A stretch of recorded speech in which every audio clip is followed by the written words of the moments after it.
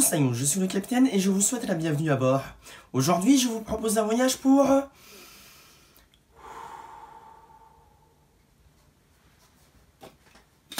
Crypto et les super animaux. Alors, gardez les yeux ouverts car on est parti. Crypto et les super animaux est un film d'animation réalisé par Jaren Stern et Sam Levin, mettant en scène le chien de Superman dans une nouvelle histoire inédite au cinéma. Si vous avez grandi dans les années 90, sans forcément être familier de l'univers des comics, mais que vous regardiez quand même des séries de super-héros, le nom de Crypto doit vous rappeler ceci. Crypto, le super chien, on évite les problèmes de droit. Merci Mousse, il n'y a pas de quoi capitaine. Je n'étais pas un grand fan de la série à titre personnel. Je ne vous le cache pas. Je préférais largement sa version humanoïde, à savoir Superman.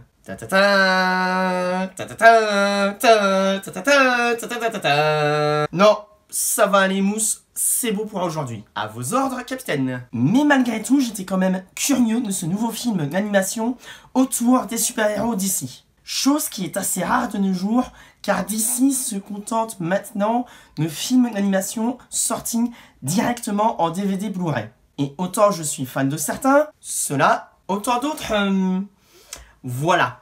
Disons que je vous envie si vous arrivez réellement à les apprécier plus que moi. N'hésitez pas d'ailleurs à me dire lesquels vous appréciez particulièrement dans les commentaires. Bon, tout ça c'est bien beau, mais concrètement, qu'est-ce que raconte le film du jour? Eh bien, comme je l'ai dit plus tôt, non pas ce plus tôt là, c'est une histoire de Crypto qui va se faire des amis pour combattre une nouvelle menace et sauver la Terre. On en profite au passage pour faire un petit changement de la continuité dans l'histoire de Superman, car dans ce film, Crypto est parti en même temps que lui de sa planète, dans une scène ma foi assez bien réalisée, je dois le reconnaître. Mais malheureusement, je n'ai pas réussi à apprécier le film. Dommage pour moi. Et j'en vois déjà venir certains. Oui, il est vrai que je n'aime pas les chiens de manière générale. Et je n'aime pas les films comiques tirant vers la parodie. À cela, je leur dirais que j'ai récemment aimé Les Mignons 2, un peu plus loin dans le temps, le film Pas de patrouille, et encore plus récemment, le film Teen Tango et DC Super Hero Girls. Donc, aux marins d'eau douce qui utiliseront cet argument-là, Monsieur Ancre, Oui, capitaine?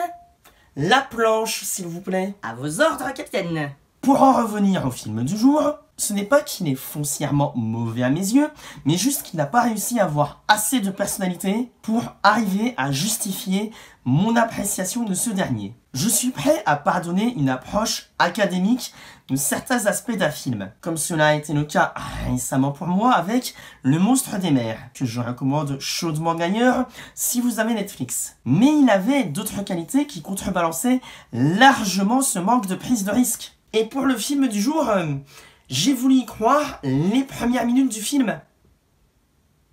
Mais seulement les premières minutes. Car oui, on nous refait certes le coup de la destruction de Krypton, mais traité de manière assez sérieuse et touchante, notamment avec les interactions du jeune Superman et de son chien, de la volonté que ce dernier a de se surpasser en allant contre les ordres de ses maîtres pour aller protéger le petit dans sa capsule et de partir avec lui sur Terre. Et tout ça c'est très bien, oui.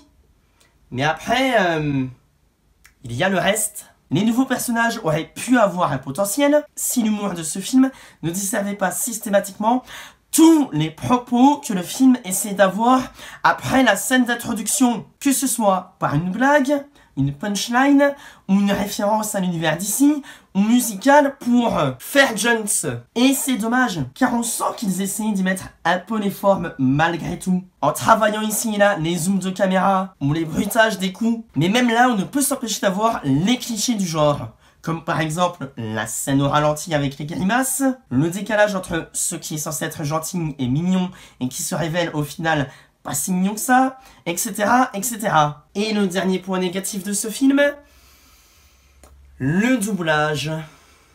Alors d'habitude, je suis plutôt assez indulgent à ce niveau, je le reconnais. J'ai vu le film en version française, et malheureusement, j'ai eu vraiment l'impression que les doubleurs n'étaient pas aussi impliqués qu'ils n'auraient dû l'être. Je peux me tromper, attention, encore une fois, ce n'est que mon ressenti personnel. Mais j'avais plutôt l'impression qu'ils lisaient leur texte avec le minimum d'intonation qu'on leur demandait d'avoir pour telle scène, et c'est tout. Petite parenthèse d'ailleurs concernant la version originale. Il est à noter que Dwayne Johnson, qui double un des personnages principaux, est aussi un des producteurs du film. Donc on peut dire en un sens qu'il s'est vraiment appliqué dedans. Ok.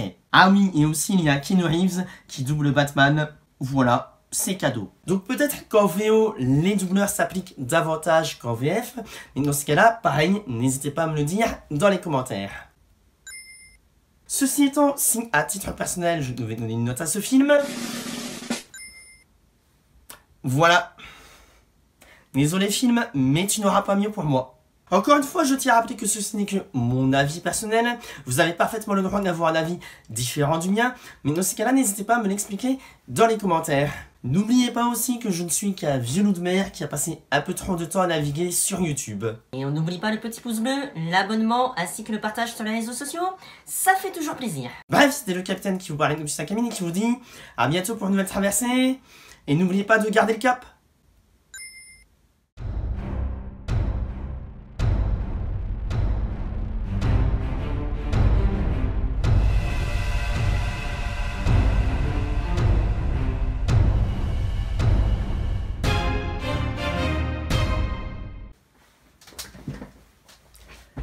J'ai chaud!